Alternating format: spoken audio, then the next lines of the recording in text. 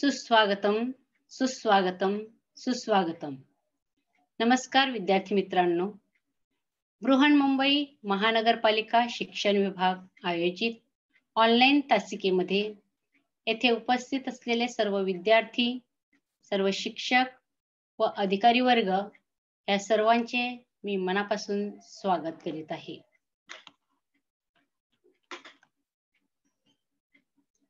मी Shrimati Clara Nelson फर्गोस, सहाय्यक शिक्षिका, मालवणी मनपा माध्यमिक शाळा मालाड पश्चिम येथे कार्यरत आहे.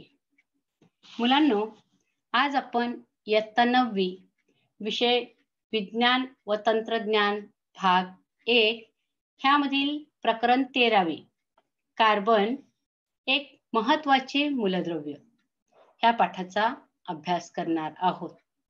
चला तर मग सुरुवात करूया. कार्बन एक महत्वाचे मूलद्रव्य. आज आपण ह्या पाठातील पुढील घटक अभ्यासणार आहोत. कार्बनचा आढळ, कार्बनचे गुणधर्म, कार्बनची अपरूपता आणि हायड्रोकार्बन.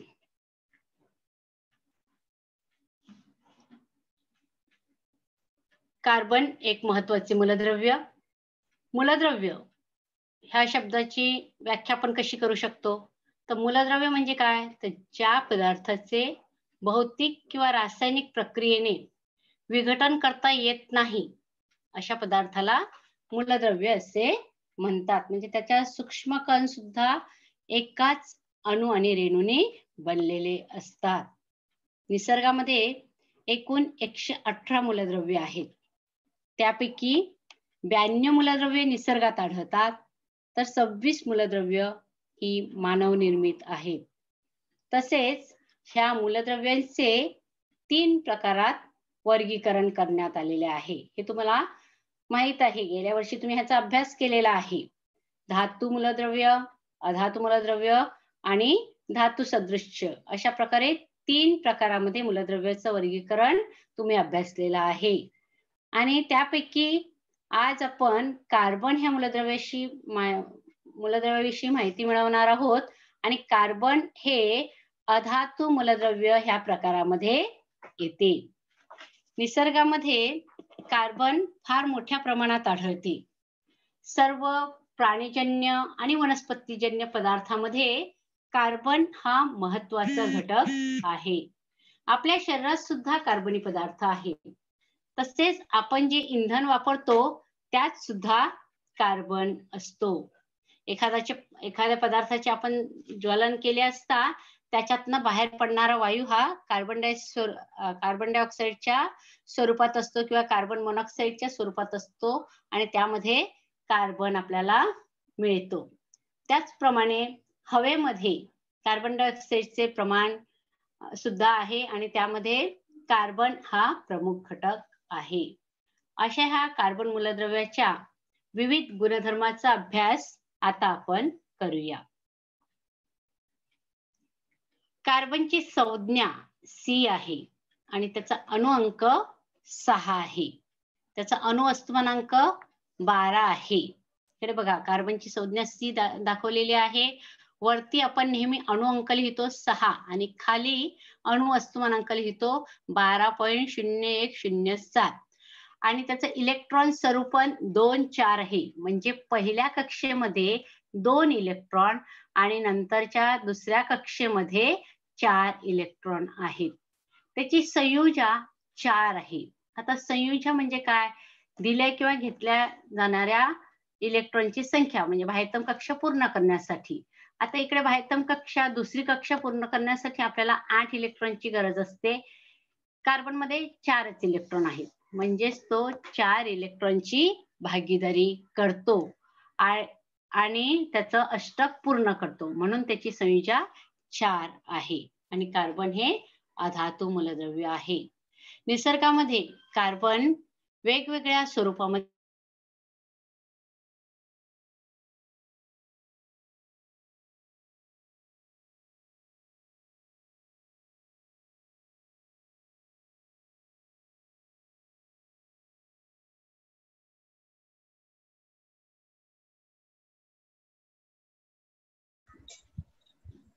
बघा मुलांनो, आता आपण कार्बनची संज्ञा बघूया. कार्बनची संज्ञा C आहे आणि अणु अंक 6 आहे. आपल्याला बघा ह्या आकृतीमध्ये दिसतंय की अणु अंक आपण नेहमी वरती लिहितो आणि अणुवस्तुमानांक खाली लिहितो.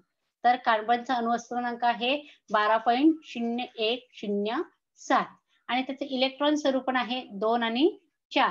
म्हणजे पहिल्या कक्षेमध्ये 2 इलेक्ट्रॉन आणि उरलेले 4 इलेक्ट्रॉन हे दुसऱ्या कक्षेमध्ये आहेत. आता कार्बनला अष्टक पूर्ण करण्यासाठी अजून 4 इलेक्ट्रॉनची आवश्यकता असते आणि मग तो भागीदारी करून ते 4 इलेक्ट्रॉन घेतो आणि त्याचे अष्टक पूर्ण करतो आणि म्हणून त्याची संयुजा 4 आहे. त्याचप्रमाणे आपण आधीच पाहिलेलं आहे की कार्बन हे अधातू मूलद्रव्य आहे. निसर्गामध्ये मुबलक प्रमाणात मिळणारे कार्बन हे मूलद्रव्य मुक्त तसेच संयुगाच्या अवस्थेमध्ये आढळते. आता आपल्या दैनंदिन जीवनामध्ये आपण वापरत असलेल्या ज्या वस्तू आहेत, ह्या सर्व वस्तूंची आपण इकडे यादी केलेली आहे. तर धातूपासून बनवलेल्या वस्तू, पातेले, गॅस, शेगडी वगैरे किंवा मातीच्या वस्तू किंवा काचेच्या वस्तू, कपबशा, ग्लास, मडके किंवा इतर ज्या वस्तू आहेत, अन्नपदार्थ, औषधे, इंधन, लाकडी वस्तू, ह्या सर्व वस्तूपैकी माती, काचेच्या वस्तू आणि धातूच्या वस्तू सोडल्या तर सर्व पदार्थामध्ये सर्व पदार्थ हे कार्बनी संयुगाचे बनलेले आहेत. म्हणजे अन्न पदार्थापासून ते इंधनापर्यंत अनेकविध वस्तू ह्या कार्बनी संयुगापासून बनलेल्या आहेत. आता संयुग म्हणजे काय? तर तुम्हाला माहित आहे, तुम्ही ह्याचा अभ्यास केलेला आहे. संयुग म्हणजे 2 किंवा जास्त मूलद्रव्यामध्ये रासायनिक अभिक्रिया घडून जो नवीन पदार्थ तयार होतो त्याला आपण संयुग असे म्हणतो. आणि ह्या संयुगाचे 2 प्रकार आहेत. त्यापैकी पहिला आहे सेंद्रिय संयुग. तर सेंद्रिय संयुग म्हणजे काय?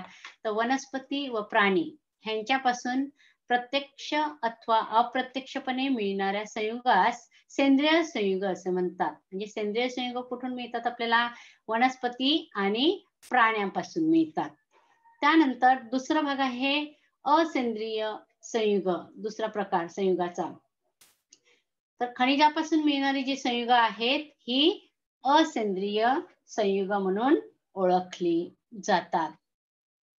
आनुवंशिक गुणधर्म एका पिढीकडून दुसऱ्या पिढीकडे संक्रमित करणारे पेशीतील DNA व RNA ह्यामध्ये देखील कार्बन हा प्रमुख घटक आहे. आपल्या पेशीमध्ये केंद्रकामध्ये DNA आणि RNA असतात, जे आपले आनुवंशिक गुणधर्म एका पिढीपासून दुसऱ्या पिढीमध्ये संक्रमित करतात. ते DNA आणि RNA सुद्धा कार्बनचे बनलेले आहेत. त्याच्यात कार्बन हा महत्वाचा घटक आहे. तर कार्बनचा आढळ. आता बघा, मुक्त अवस्थेत कार्बन हिरा व ग्रॅफाइट ह्या अवस्थेमध्ये आढळतो. इकडे बघा आकृतीमध्ये हिरा दिसत आहे तुम्हाला आणि ग्रॅफाइट. तर मुक्त अवस्थेमध्ये कार्बन हिरा, ग्रॅफाइट ह्या अवस्थेमध्ये आढळतो. आणि संयुगावस्थेमध्ये आपल्याला वेगवेगळ्या प्रकारामध्ये आढळतो, ते आपण बघणार आहोत. संयुगावस्थेमध्ये कार्बन डायऑक्साईड कार्बोनेटच्या स्वरूपात आपल्याला आढळतो. उदाहरणार्थ कॅल्शियम कार्बोनेट, मार्बल, कॅलामाइन ह्या प्रकारे ह्यामध्ये आपल्याला कार्बन संयुगावस्थेमध्ये आढळतो. त्याचप्रमाणे आपल्याला जीवाश्म इंधनाच्या स्वरूपात सुद्धा कार्बन आढळतो. जी जीवाश्म इंधन आहेत, दगडी कोळसा, पेट्रोलियम, नैसर्गिक वायू ह्यामध्ये सुद्धा कार्बन असतो. ही जीवाश्म इंधन कशी तयार होतात हे तुम्ही अभ्यासलेलं आहे आधी. लक्षावधी वर्षापूर्वी समुद्र तळाखाली गाडल्या गेलेल्या मृत जीवापासून आपल्याला दगडी कोळसा, पेट्रोलियम पदार्थ व नैसर्गिक वायू असे पदार्थ मिळतात आणि त्याचा आपण इंधन म्हणून वापर करतो. तर इकडे आपल्याला दाखवलेलं आहे की कोळसा आहे, त्यानंतर नैसर्गिक वायू आहे आणि तेल आहे. ह्या सर्व स्वरूपामध्ये जीवाश्म इंधनाच्या स्वरूपामध्ये आपल्याला ते मिळतात. त्यानंतर अजून संयुगावस्थेत कोणत्या अवस्थेत आढळतात बघा? पोषक द्रव्ये, कार्बनी पोषक द्रव्ये जे आपण रोजच्या जीवनामध्ये सेवन करत असतो. त्यांचं पिष्टमय पदार्थ, प्रथिने, मेद ह्या सर्व पदार्थामधून आपल्याला कार्बनी पोषक द्रव्ये मिळत असतात. ह्या सर्व पदार्थामध्ये कार्बन असतो. म्हणजे जे जे आपण सगळं खातो, भात, भाजी, फळं, मच्छी, मटण, दूध, दुधाचे जे पदार्थ आहेत ते, ह्या सर्व पदार्थामध्ये कार्बनी संयुग आहेत. आपलं शरीर सुद्धा कार्बन पासून बनलेलं आहे. आणि हे जे पदार्थ आपण सर्व जे खातो, पिष्टमय पदार्थ, प्रथिने, मीठ, या सर्वांमधून आपल्याला कार्बनी पोषक द्रव्ये मिळतात आणि आपल्या शरीराच्या वाढीसाठी ती आवश्यक आहेत. त्यानंतर अजून संयुगावस्थेत कार्बन कुठे आढळतो बघा, तर नैसर्गिक धागे, कापूस, लोकर, रेशीम ह्यामध्ये सुद्धा आपल्याला कार्बनी संयुग आढळतात. तर ह्या कार्बनी संयुगाविषयी आपण माहिती मिळवलेली आहे. तर मुक्तावस्थेत आणि संयुगावस्थेत आढळतात. आता ह्या कार्बनचे आपण गुणधर्म पाहणार आहोत. कार्बन हे नाव कसं प्राप्त झालं, तर लॅटिन भाषेमध्ये त्याला कार्बो म्हणजेच कोळसा असे म्हटले जाते आणि ह्यावरून कार्बनला हे नाव प्राप्त झालेलं आहे. तर कार्बनची अपरूपता म्हणजे काय आपण आता बघूया मुलांनो. अपरूपता, निसर्गात काही मूलद्रव्य एकापेक्षा अधिक रूपात आढळतात. त्यांचे रासायनिक गुणधर्म सारखे असले तरी भौतिक गुणधर्म भिन्न असतात. म्हणजे ठराविक पदार्थ असे असतात की त्यांचे रासायनिक गुणधर्म सारखे आहेत. 2 किंवा अधिक पदार्थ आहेत, त्यांचे रासायनिक गुणधर्म सारखे आहेत, पण त्यांचे भौतिक गुणधर्म वेगवेगळे आहेत. आणि अशी जी मूलद्रव्ये आहेत, त्या मूलद्रव्यांच्या गुणधर्मांना अपरूपता असे म्हणतात. हा अपरूपता गुणधर्म कार्बन दर्शवितो. त्याचप्रमाणे सल्फर आणि फॉस्फरस ही मूलद्रव्ये सुद्धा अपरूपता गुणधर्म दर्शवितात. आता आपण कार्बनची अपरूपे पाहूया. कार्बनची अपरूप 2 प्रकारात आहेत, स्फटिक रूपे आणि अस्फटिक रूपे. आपण ह्या प्रकरणामध्ये कार्बनच्या स्फटिक रूपाविषयी माहिती मिळवत असताना 3 स्फटिक रूपाचा अभ्यास करणार आहोत, हिरा, ग्रेफाइट आणि फुलरी. आणि अस्फटिकी अपरूपामध्ये दगडी कोळसा, चारकोल आणि कोक ह्या अस्फटिकी अपरूपाचा अभ्यास करणार आहोत. तर पहिला आता आपण बघूया स्फटिक रूपाचे काय गुणधर्म आहेत. स्फटिक रूप जे आहे त्याचा पहिला गुणधर्म आहे की त्या स्फटिक रूपातील अणूंची जी रचना असते ती निश्चित असते, नियमित असते. त्यांचे द्रवणांक आणि उत्कलनांक उच्च असतात. स्फटिक रूपातील पदार्थांना निश्चित भौमितिक रचना, तीक्ष्ण कडा व सपाट पृष्ठभाग असतात. ही स्फटिक रूपाची वैशिष्ट्ये आहेत. तर आपण पहिलं स्फटिक पाहूया. म्हणजे कार्बनचं अपरूपतेमधील पहिलं स्फटिक रूप आहे हिरा. हिरा तुम्हाला सर्वांना ऐकून माहित आहे, काहीने पाहिलं असेल, दागिन्यामध्ये वगैरे वापरतात.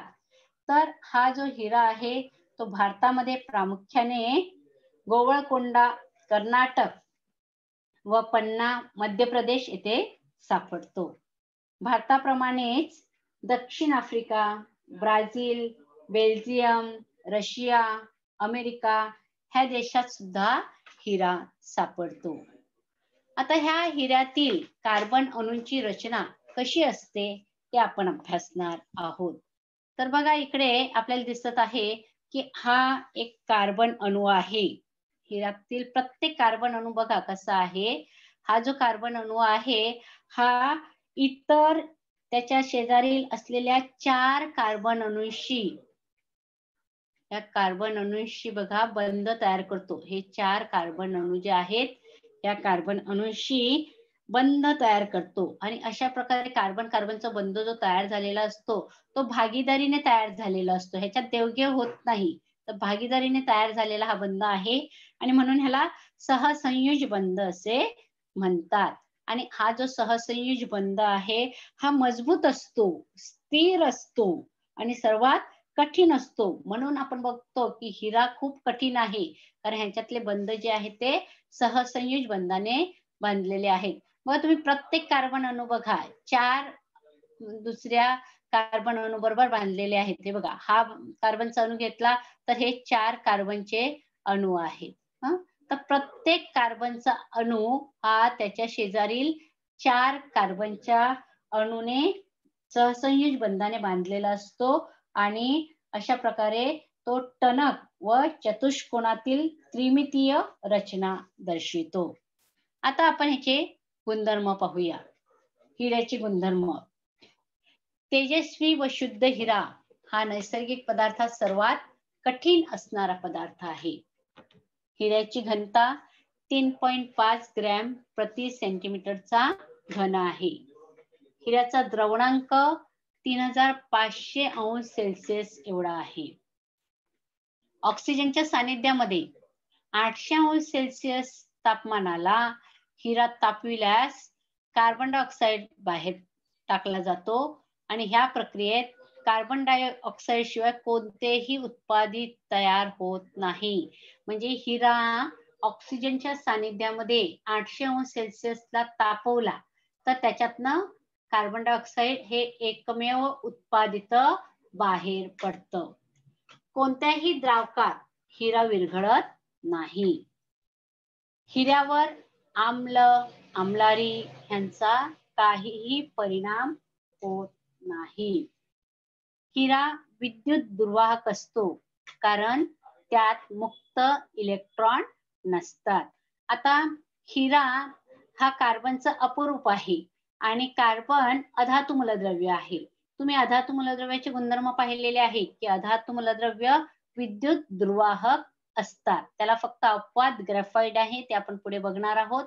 आणि हा हिरा विद्युत दुर्वाहक आहे कारण काय, तर त्याच्यामध्ये मुक्त इलेक्ट्रॉन नसतात. कारण कार्बन कार्बन हिरा जो बनलेला आहे त्यामध्ये कार्बन कार्बन मध्ये सहसंयोज बंधाने तो बनलेला आहे. हिऱ्याचे उपयोग आता आपण पाहूया.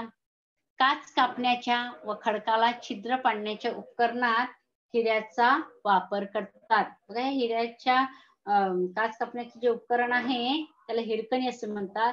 त्याच्या टोकाला हिरा लावलेला असतो आणि त्याला हिरकणी असे म्हणतात. अलंकार तयार करण्यासाठी हिऱ्याचा उपयोग करतात. वेगवेगळे अलंकार जे तयार करतात त्यामध्ये हिरा वापरतात आणि असे अलंकार खूप महाग असतात. डोळ्यांची शस्त्रक्रिया करण्याच्या उपकरणामध्ये सुद्धा हिऱ्याचा वापर करतात. हिऱ्याच्या भुकटीचा वापर दुसऱ्या हिऱ्यांना चकाकी देण्यासाठी करतात. बघा, ही जी हिऱ्याची भुकटी आहे ती जे दुसरे हिरे असतात त्या हिऱ्यावर घासली जाते. ती पावडर अशी त्यांच्यावर घासल्यावर त्या हिऱ्यांना चकाकी येते. हिऱ्याचा उपयोग अवकाशात व कृत्रिम उपग्रहामध्ये प्रारणापासून संरक्षण देणाऱ्या खिडक्या तयार करण्यासाठी करतात. मुलांना आता आपण दुसरं कार्बनचं स्फटिक रूप पाहणार आहोत, ते म्हणजे ग्रेफाइट. नैसर्गिक स्वरूपात ग्रेफाइट रशिया, न्यूझीलंड, अमेरिका व भारतात आढळते. पेन्सिलमध्ये वापरले जाणारे लेड हे ग्रेफाइट व मातीपासून बनवलेले असते. ग्रेफाइटचा शोध निकोलस जॅक्स कॉन्टी यांनी 1795 साली लावला होता. आता आपण ह्या ग्रेफाइटची रचना कशी असते ही पाहूया. बघा, इकडे आपल्याला ग्रेफाइट मध्ये कार्बनचे प्रत्येक अणू इतर 3 कार्बन अणू बरोबर अशा प्रकारे बंधित केलेले दिसत आहेत की त्यामुळे प्रतलीय षटकोनी रचना तयार झालेली आहे. बघा, इकडे हे षटकोन दिसतंय तुम्हाला. 1 2 3 4 5 आणि 6 भुजा आहेत. हा झाला षटकोन. तर अशा प्रकारे त्याची प्रतलीय षटकोन रचना असते आणि प्रत्येक अणू जो आहे बघा तो इतर 3 अणू बरोबर बांधलेला दिसून येईल तुम्हाला. हा अणू पाहिला तर हा एक कार्बन अणू आहे, हा दुसरा आहे आणि हा तिसरा आहे. आता हे वरचे का दिसत नाही, कारण वरच्या दिशेला सुद्धा कार्बनचा आपण दाखवलेलं नाही. तर इकडे आपल्याला दिसू शकते की प्रत्येक कार्बनचा अणू इतर 3 कार्बन अणू बरोबर बांधलेला आपल्याला दिसत आहे. ग्रॅफाइटचा स्फटिक हा अनेक पापुद्र्याचा किंवा अणूच्या स्तराचा बनलेला आहे. बघा हे स्तर आहेत. एक स्तर आहे, दुसरा स्तर आहे, हा हे तिसरा स्तर आहे. हे जे ग्रॅफाइटचे स्तर आहेत किंवा पापुद्रे आहेत त्याला ग्राफीन असे म्हणतात. हे जे स्तर आहेत त्यांना ग्राफीन असे म्हणतात. आणि हे जे ग्रॅफाइटचे स्फटिक रूप जे आहेत किंवा अनेक पापुद्र्याचे जे स्तर आहेत त्याच्यावर समजा दाब दिला तर हे स्तर एकमेकावर घासले जातात. ह्यांच्यावर समजा दाब दिला तर हे एकावर एक येणार, हे ह्यावर येणार आणि मग ते घासले जातात. आता ह्या ग्रॅफाइटचे गुणधर्म काय आहेत ते आपण बघूया. निसर्गात सापडणारे ग्रॅफाइट काळे, मऊ, ठिसूळ व गुळगुळीत असते. ग्रॅफाइट मध्ये आतील संपूर्ण स्तरात मुक्त इलेक्ट्रॉन फिरत असतात, म्हणून हे विद्युत सुवाहक आहे. थरांच्या रचनेमुळे कागदावर उमटण्याची क्षमता ग्रॅफाइट मध्ये असते. ग्रॅफाइटची घनता 1.9 ते 2.3 ग्रॅम प्रति सेंटीमीटरचा घन इतकी आहे. ग्रॅफाइट हे बहुतांश द्रावकात विरघळत नाही. आता आपण ग्रॅफाइटचे उपयोग काय आहेत ते बघूया. ग्रॅफाइटचा उपयोग वंगण तयार करण्यासाठी करतात. हे जे वंगण आहे हे बैलगाडीच्या चाकांच्या आरामध्ये वगैरे घालतात, त्यामुळे ते गंजत नाही किंवा त्याच्यातनं आवाज वगैरे येत नाही. त्याचप्रमाणे ग्रॅफाइटचा उपयोग कार्बन इलेक्ट्रॉन तयार करण्यासाठी करतात. आता कार्बन इलेक्ट्रॉन कुठे वापरतात, तर हे जे कार्बन इलेक्ट्रॉन दाखवलेले आहे ते विद्युत अपघटन करत असताना आपण वापरतात. त्यानंतर ग्रॅफाइटचा वापर लिहिण्याच्या पेन्सिल मध्ये केला जातो. तुम्ही जे पेन्सिल वापरता आकृती काढायला लिहिण्यासाठी, त्या पेन्सिल मध्ये ग्रॅफाइट असते. रंग, पॉलिश ह्यांच्यात सुद्धा ग्रॅफाइटचा वापर करतात. बघा इकडे पॉलिश, बूट पॉलिश वगैरे आहे ना, त्याच्यात सुद्धा ग्रॅफाइटचा वापर केला जातो. खूप प्रकाश देणाऱ्या आर्क लॅम्प मध्ये सुद्धा ग्रॅफाइटचा वापर करतात. इकडे आर्क लॅम्प तुम्हाला दाखवलेला आहे, त्यामध्ये सुद्धा ग्रॅफाइटचा वापर करतात. ह्यानंतर मुलांनो आपण तिसरा स्फटिक रूप पाहणार आहोत. कार्बनचं स्फटिक रूप, त्याचं नाव आहे फुलरिन. फुलरिन हे कार्बनचे अपरूप निसर्गामध्ये कमी प्रमाणात सापडते.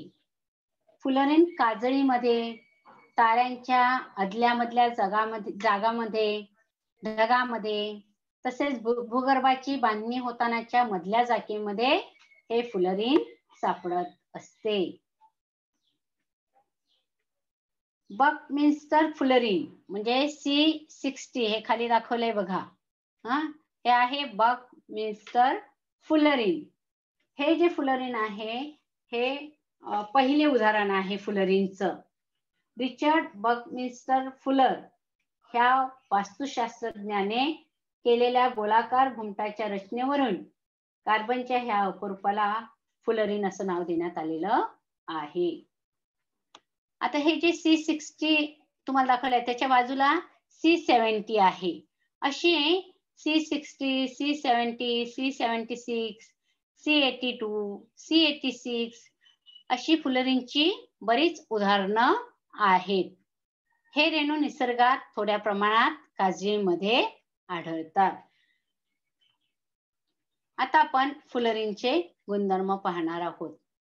पहिला गुणधर्म आहे फुलरिनचे रेणू बकीबॉल, म्हणजे आधी जो आपण गोल पाहिला ना त्याला बकीबॉल असे म्हणतात. फुलरिनचे रेणू बकीबॉल आणि बकी ट्यूब्स या स्वरूपात आढळतात. बकी ट्यूब्स इथे बाजूला दाखवली आहे बघा, तर ह्यामध्ये आढळतात. एका फुलरिनच्या रेणूत साधारणतः 30 ते 900 कार्बन अणू असतात. आपण जे ते ब्ल्यू बॉल दिसले ना तो एक रेणू झाला, त्यामध्ये 30 ते 900 कार्बन अणू आढळतात. फुलरिन कार्बनी द्रावकामध्ये द्रावणीय असते. उदाहरणार्थ कार्बन डायऑक्साइड मध्ये ते द्रावणीय आहे, फ्लोरोबेन्झीन मध्ये द्रावणीय आहे. हे झाले फ्लोरीनचे गुणधर्म. त्यानंतर आपण फ्लोरीनचे उपयोग बघणार आहोत. फ्लोरीनचा उपयोग विसंवाहक म्हणून केला जातो. विसंवाहक म्हणजे काय? तर विद्युत आणि उष्णता ह्यांचे ते दुर्वाहक असतात. त्याच्यातनं विद्युतधारा वाहून जात नाही, उष्णता वाहून जात नाही आणि म्हणून त्याचा विसंवाहक म्हणून वापर केला जातो. जलशुद्धीकरणात फ्लोरीनचा उपयोग उत्प्रेरक म्हणून त्याचा उपयोग केला जातो. एका ठराविक तापमानाला फ्लोरीन अतिवाहकता हा गुणधर्म दर्शवितो. तर आतापर्यंत आपण 3 स्फटिक रूप पाहिलेली आहेत. आता आपण कार्बनचं अस्फटिकी अपरूपामध्ये काय काय आहे ते बघूया. कार्बनचं अस्फटिकी अपरूपे, त्यामधील पहिला आहे दगडी कोळसा. आता ही अस्फटिकी अपरूप जी असतात त्यामध्ये कार्बनच्या अणूची रचना ही नियमित नसते. मग ते दगडी कोळसा असो, कोक असो किंवा कोळसा असो, यामध्ये कार्बनची रचना जी आहे ती नियमित नसते. पहिला भाग आपण बघणार आहोत दगडी कोळसा. दगडी कोळसा हे एक जीवाश्म इंधन असून यामध्ये कार्बन, हायड्रोजन व ऑक्सिजन असतात. यात मोठ्या प्रमाणात नायट्रोजन, फॉस्फरस, सल्फर असतात. हा स्थायी रूपामध्ये आपल्याला आढळतो आणि ह्याचे 4 प्रकार आहेत. म्हणजे दगडी कोळसा कसा तयार होतो स्टेप बाय स्टेप आपण बघणार आहोत. पहिला आहे पीठ.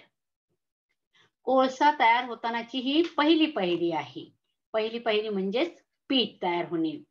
ह्यामध्ये पाण्याचे प्रमाण जास्त व कार्बनचे प्रमाण 60 पेक्षा खूप कमी असते आणि म्हणून ह्यापासून कमी उष्णता मिळते. त्यानंतर आहे लिग्नाईट. जमिनीच्या आत वाढता दाब व तापमान ह्यामुळे पीठचे रूपांतर लिग्नाईट मध्ये झाले आहे. म्हणजे ही दुसरी स्टेप आहे. पहिला पीठ तयार होतं, त्यानंतर लिग्नाईट तयार होतं. यामध्ये कार्बनचे प्रमाण सुमारे 60 ते 70% एवढे असते. कोळसा तयार होण्याची ही दुसरी पायरी म्हणजेच लिग्नाईट होय. त्यानंतर तिसरी पायरी आहे बिट्युमिनस. कोळशाच्या निर्मितीच्या तिसऱ्या पायरीत बिट्युमिनस तयार झाला. यात कार्बनचे प्रमाण सुमारे 70 ते 90 एवढे असते. 70 ते 90% कार्बनचे प्रमाण बिट्युमिनस मध्ये असते. म्हणजे हळूहळू आता कोळसा तयार होत चाललाय म्हणून कार्बनचं प्रमाण वाढत चाललेलं आहे. त्यानंतर चौथा प्रकार आहे एन्थ्रासाइट. कोळशाचे शुद्ध स्वरूप आहे. एन्थ्रासाइट हे कोळशाचे शुद्ध स्वरूप आहे. म्हणजे ह्याच्यामध्ये कार्बनचं प्रमाण जवळजवळ 95% एवढं असते आणि हा कोळसा कठीण असतो. तर आपण दगडी कोळशाचे 4 प्रकार पाहिले. पहिलं पीठ, दुसरं लिग्नाईट, तिसरं बिट्युमिनस आणि चौथं एन्थ्रासाइट. त्यानंतर आपण अस्फटिकी अपरूपामधील दुसरा भाग बघत आहोत चारकोल. प्राण्यापासून तयार होणारा चारकोल हा प्राण्यांची हाडे, शिंगे इत्यादी पासून तयार करतात. तर वनस्पतीपासून तयार होणारा चारकोल हा लाकडाच्या अपुऱ्या हवेत केलेल्या ज्वलनापासून तयार होतो. तर कशा प्रकारे चारकोलची निर्मिती होते ती आपल्याला इकडे सांगितलेली आहे. प्राण्यापासून पण होतो आणि वनस्पतीपासून पण चारकोल तयार केला जातो. प्राण्यापासून तयार करताना काय केलं जातं की प्राण्यांची हाडे आणि शिंगे ह्यापासून तो तयार केला जातो. तो वनस्पतीपासून कसं केला जातो तर वनस्पतीचे जो भाग आहे लाकूड किंवा एखाद्या झाडाचा बुंदा घेतला तर तो कापून घेतला म्हणजे लाकडाच्या स्वरूपात आणि अपुऱ्या हवेमध्ये त्याचं ज्वलन केलं. पूर्ण ज्वलन केलं तर राख तयार होईल. अपुऱ्या हवेत ज्वलन केल्यामुळे काय होतं पूर्ण ज्वलन होत नाही आणि त्याचं रूपांतर कोळशाच्या स्वरूपामध्ये होतं. त्यालाच आपण चारकोल असे म्हणतो. आता ह्या कोळशाचे उपयोग आपण बघणार आहोत. कारखान्यात व घरामध्ये कोळसा इंधन म्हणून वापरतात. तुम्ही घरी सुद्धा किंवा हॉटेलमध्ये वगैरे पाहिलं असेल की कोळशाचा वापर कशा प्रकारे केला जातो. कोल गॅस व कोलटार मिळण्यासाठी कोळशाचा वापर करतात. बघा इकडे रस्ते बनवण्यासाठी टार रोड टार म्हणजेच काय? कोल टार आपण वापरतो, डांबर वापरतो. हां, तर ते मिळवण्यासाठी कोळशाचा वापर करतात. विद्युत निर्मितीसाठी औष्णिक विद्युत केंद्रामध्ये कोळसा वापरतात. आता औष्णिक विद्युत केंद्रामध्ये काय केलं जातं, की कोळशापासून उष्णता ऊर्जा निर्माण केली जाते आणि त्या ऊर्जेचं रूपांतर विद्युत ऊर्जेत केलं जातं. अशा प्रकारे औष्णिक विद्युत केंद्रामध्ये कोळशाच्या उष्णतेचा उपयोग उष्णता ऊर्जेचा विद्युत ऊर्जेमध्ये रूपांतर करण्यासाठी म्हणजेच विद्युत निर्मितीसाठी केला जातो. त्यानंतर आपण तिसरा अस्फटिकी अपरूप बघणार आहोत ते म्हणजे कोक. दगडी कोळशाचा कोल गॅस काढून घेतल्यावर उरणाऱ्या शुद्ध कोळशाला कोक असे म्हणतात. म्हणजे दगडी कोळशातून कोल गॅस आपण काढून घेतला तर जो शुद्ध कोळसा मिळतो त्या कोळशाला कोक असे म्हणतात. आता आपण त्या कोकचे उपयोग काय आहेत ते पाहूया. घरगुती इंधन म्हणून त्याचा वापर केला जातो. क्षपनकारक म्हणून कोकचा उपयोग करतात. वॉटर गॅस, प्रोड्युसर गॅस ह्यांच्या निर्मितीत कोकचा उपयोग करतात. अशा प्रकारे आपण कार्बनचे अस्फटिकी अपरूप पाहिलेली आहेत. कार्बनची 3 स्फटिक रूप आणि कार्बनचे 3 अस्फटिक रूपांचा आपण अभ्यास केलेला आहे. त्यानंतर आपण पुढचा भाग बघूया, हायड्रोकार्बन्स. हायड्रोकार्बन्स मूलभूत सेंद्रिय संयुग. आता इकडे आपल्याला कार्बन दाखवलेला आहे, कार्बनचा अणू दिलेला आहे. ह्या कार्बनचे इलेक्ट्रॉन का आहे, इलेक्ट्रॉन स्वरूपण का आहे, तर 2 आणि 4, कारण त्याचा अणू अंक आहे 6 म्हणून पहिल्या कक्षेत 2 इलेक्ट्रॉन आणि दुसऱ्या कक्षेत 4 इलेक्ट्रॉन आहेत. आता कार्बनचे हे जे बाह्यतम कक्षेत 4 इलेक्ट्रॉन आहेत तर ती शेवटची कक्षा त्याला पूर्ण करायची आहे, त्याच्यात 8 इलेक्ट्रॉन असणे आवश्यक आहे. मग अष्टक पूर्ण करण्यासाठी म्हणजे अष्टक पूर्ण झालं की तो जवळच्या निष्क्रिय वायुमूलद्रव्याचं इलेक्ट्रॉन स्वरूपण प्राप्त करतो म्हणजे निऑनचं आणि त्याला स्थिर स्थिती प्राप्त होते. आणि प्रत्येक मूलद्रव्य हा प्रयत्न करतो की स्वतःला स्थिर स्थिती प्राप्त करण्याचा आणि म्हणून कार्बन काय करतो की बाह्यतम कक्षा आपली कशी पूर्ण होईल हे बघतो आणि हे बघत असताना तो इतर मूलद्रव्याबरोबर बंध तयार करतो. आता इकडे कार्बन इलेक्ट्रॉन देत नाही किंवा घेत नाही तर तो इलेक्ट्रॉनची भागीदारी करतो आणि अशा प्रकारे जो बंध तयार होतो त्याला सहसंयोज बंध असे म्हणतात. कार्बन हा कार्बन बरोबर सुद्धा सहसंयोज बंध तयार करतो आणि म्हणून कार्बनचे संयुग खूप आहे. इतर सर्व मूलद्रव्याच्या संयुगापेक्षा कार्बनचे संयुग जास्त आहे. तर आता आपण इकडे एक उदाहरण पाहूया. बघा इकडे कार्बन हायड्रोजन बरोबर संयोग पावलेला आहे. 4 हायड्रोजन बरोबर त्याने भागीदारी केलेली आहे आणि हायड्रोजनचं द्विक पूर्ण झालेलं आहे आणि कार्बनला 4 हायड्रोजन मिळाल्यामुळे कार्बनचं अष्टक पूर्ण झालंय. बघा बाह्यतम कक्षेमध्ये 8 इलेक्ट्रॉन तुम्हाला दिसत आहे. दिसतंय तुम्हाला इकडे बघा, हा एक हायड्रोजन, दुसरा, इकडे तिसरा आणि 4 अशा हायड्रोजन बरोबर कार्बन भागीदारी करतो आणि त्याचं अष्टक पूर्ण करतो आणि अशा प्रकारे तयार झालेल्या संयुगाला आपण मिथेन असे म्हणतो. CH4 चा रेणू मिथेनचा तयार होतो आणि कार्बन सहसंयोज बंधाने बांधलेला आहे. सहसंयोज बंधामुळे जी संयुग तयार होतात त्यांना आपण सहसंयोज संयुग असे म्हणतो. बहुतेक सेंद्रिय संयुगामध्ये कार्बन सोबत हायड्रोजन हे मूलद्रव्य समाविष्ट असते आणि म्हणून मी तुम्हाला हे उदाहरण दिलेलं आहे मिथेनचं. ही मूलद्रव्य सेंद्रिय संयुगे, मूळ संयुगे म्हणून ओळखली जातात आणि ह्यांना हायड्रोकार्बन्स असे म्हणतात. आता आपण सहसंयोज संयुगाचे गुणधर्म पाहूया. त्याच्या आधी ही रचना बघा. हे परीक्षेला विचारतात. कार्बनचं रचना सूत्र सांगा. रचना सूत्र सांगितलं की कार्बन हायड्रोजन बरोबर 4 बंधाने बांधलेला आहे ते दाखवायचं आहे आणि जेव्हा आपल्याला विचारतात की इलेक्ट्रॉन डॉट प्रतिकृती दाखवा, तर कार्बनचे 4 इलेक्ट्रॉन आणि ह्या हायड्रोजनचे 4 इलेक्ट्रॉन, प्रत्येक हायड्रोजनचा 1 इलेक्ट्रॉन, अशा प्रकारे हे डॉट दाखवलेले आहेत. ह्या डॉट मध्ये 1 इलेक्ट्रॉन आहे तो कार्बनचा आहे आणि दुसरा आहे तो हायड्रोजनचा आहे, आणि म्हणून ह्याला इलेक्ट्रॉन डॉट प्रतिकृती असे म्हणतात. आणि हे आहे मिथेनचे रचना सूत्र CH4. कार्बनचा 1 अणू हायड्रोजनच्या 4 अणूबरोबर सहसंयोज बंधाने बांधलेला आहे. हे 9वीला पण महत्वाचं आहे आणि 10वीला सुद्धा ह्यावर प्रश्न येतो. सहसंयुज संयुगाचे गुणधर्म. सहसंयुज संयुगाचा द्रवणांक आणि उत्कलनांक कमी असतो. सामान्यतः पाण्यात ते अद्रावणीय असतात आणि सेंद्रिय द्रावकात द्रावणीय असतात. उष्णता आणि विद्युत ह्यांचे कमी प्रमाणात वाहक असतात. संतृप्त आणि असंतृप्त हायड्रोकार्बन. ज्या हायड्रोकार्बनच्या सर्व कार्बन अणूमध्ये फक्त एकेरी बंध असतो त्यांना संतृप्त हायड्रोकार्बन असे म्हणतात. आता इकडे बघा, इथेन. इथेन मध्ये 2 कार्बन आहेत आणि त्या दोन्ही कार्बनच्या सर्व बाजूला आपण पाहतो की हायड्रोजन बंधाने बांधलेले आहेत. इतर कोणताही घटक नाहीये, क्लोरीन नाहीये किंवा इतर कोणताही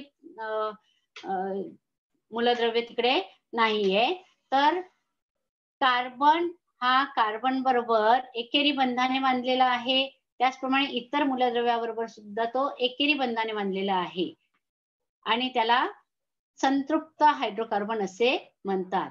इकडे प्रोपेनचं उदाहरण दिलेलं आहे C3. आणि इकडे उरलेले जे आहे ते आपण हायड्रोजनने दाखवलेले आहे. C3H8 असं प्रोपेनचं सूत्र आहे. आणि आपण इकडे बघतोय की इकडे प्रत्येक बंध हा एकेरी बंधाने बनलेला आहे. एकेरी बंध म्हणजे एक रेषा जी दिसते ना त्याला एकेरी बंध असे म्हणतात. आणि जेव्हा एकेरी बंध असतो तेव्हा आपण म्हणतो हे संतृप्त हायड्रोकार्बन आहे. त्यानंतर आपण असंतृप्त हायड्रोकार्बन म्हणजे काय बघूया. तर ज्या हायड्रोकार्बन मध्ये किमान एक बहुबंध असतो, एक बहुबंध, बहु म्हणजे काय, एक पेक्षा जास्त, त्यांना असंतृप्त हायड्रोकार्बन असे म्हणतात. आता ह्या उदाहरणात बघूया. आपल्याला इथिन मध्ये 2 बंध दिसत आहेत तिकडे, ह्या प्रोपीन मध्ये 2 बंध दिसत आहेत आणि म्हणून हे असंतृप्त हायड्रोकार्बन आहे. कारण ह्याला हायड्रोजन मिळाला नाही म्हणून त्याचा जो बंध आहे तो आपण कार्बन कार्बन मधला बंध दाखवलेला आहे आणि म्हणून त्याला असंतृप्त हायड्रोकार्बन असे म्हणतात. म्हणजे जिकडे दुहेरी बंध येतो किंवा तिहेरी बंध आला, इकडे बघा, इकडे इथाईन, इथाईन मध्ये कार्बन कार्बन तिहेरी बंध आहे. आणि प्रोपाईन, प्रोपाईन मध्ये सुद्धा बघा बाकी ठिकाणी एकेरी बंध आहे पण इकडे एका ठिकाणी तिहेरी बंध आहे. म्हणजे ज्या हायड्रोकार्बन मध्ये बहुबंध असतो, बहुबंध म्हणजे काय, एकतर दुहेरी बंध किंवा तिहेरी बंध असतो, त्यांना आपण काय म्हणतो, असंतृप्त हायड्रोकार्बन असे म्हणतो. अशा प्रकारे कार्बन अणू एक वैशिष्ट्यपूर्ण असा गुणधर्म दाखवतो. तो इतर कार्बन अणूसोबत सहसंयुज बंध तयार करून कार्बन अणूंची शृंखला तयार करू शकतो. अशा प्रकारे अनेक कार्बन अणू एकमेकांना जॉईंट होऊन जोडून शृंखला तयार होते. पहिला आपण हायड्रोकार्बन मध्ये पाहतो की मिथेन आहे CH4, त्यानंतर आहे इथेन, मग propane, butane, pentane, hexane, heptane. अशा प्रकारे तुम्हाला हायड्रोकार्बन्स पुढच्या वर्षी अजून जास्त डिटेल मध्ये अभ्यास करायचा आहे. तर मुलांनो, आपण इकडे कार्बन विषयी बरीचशी माहिती मिळवलेली आहे. ह्यावर आधारित जे प्रश्न आहेत ते तुम्हाला मी इकडे दिलेले आहेत. त्या प्रश्नांची उत्तरं तुम्ही तुमच्या वहीत लिहायची आहेत. त्याचा तुम्ही स्क्रीनशॉट पण घेऊ शकता आणि ह्या प्रश्नांची उत्तरं तुम्ही तुमच्या वहीमध्ये लिहायची आहेत. विद्यार्थी मित्रांनो, तुम्हाला आजचा तास नक्कीच आवडला असेल अशी अपेक्षा आहे आणि तुम्हाला आजचा तास आवडला असेल तर आपल्या आजच्या ह्या तासाला लाईक करायला, तुमच्या मित्रमैत्रिणींना शेअर करायला विसरू नका. त्याचप्रमाणे आपल्या मराठी माध्यमाचं इयत्ता 9वीच्या सर्व विषयाचे दर्जेदार व्हिडिओ पाहण्यासाठी BMC एज्युकेशन 9वी ह्या चॅनलला लाईक, सबस्क्राईब आणि शेअर करायला विसरू नका. धन्यवाद.